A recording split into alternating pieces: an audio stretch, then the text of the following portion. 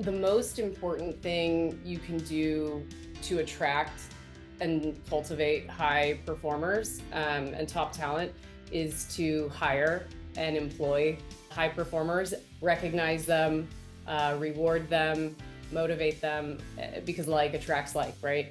And it inspires that high performance internally. People like to be surrounded by, high performers like to be surrounded by high performers. And as a leader, and at Treasury, we definitely do this as a leadership team. You should always be scouting talent internally within the organization.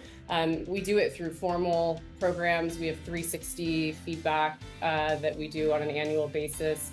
We also have talent reviews where you're assessing talent potential. And also, in addition to the formalized programs, nothing beats just the grassroots interaction with your peers, with other departments, ensuring that you're, again, as I mentioned, just always scouting and asking questions, and focusing not just on, if you see a high potential that you think maybe someone who's worth investing in, not just checking in with their leader, but also seeing how they're interacting with their peers, seeing how they're treating maybe people that report into them. I think that's huge as far as trying to identify them, and then cultivating them.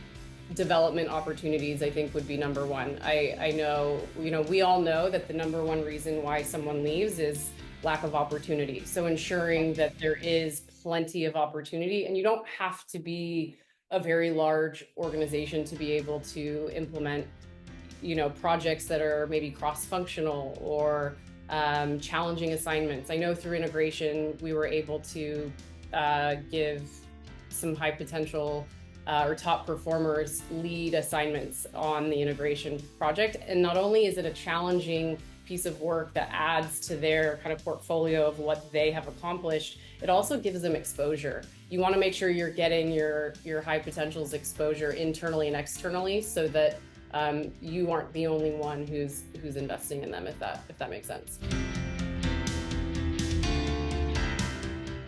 First and foremost, it's in who you hire, promote, reward. The real company values are shown through who you are acknowledging, who you are promoting, and also who you are letting go, who you're holding accountable. That's, you can have a poster on the wall with all of your values, but it's in our behaviors. And I think that your team and each other are the biggest ambassadors. Obviously, again, going back to, I'm such a fan of the grassroots, just being an ambassador of not only the brand, but of the brand as an employer. And when you're sitting at home having a barbecue or talking to your friends about work, what are you saying? And what are you saying about your experience? And is the company doing a good enough job creating an environment where employees are speaking in a way that attracts other talent?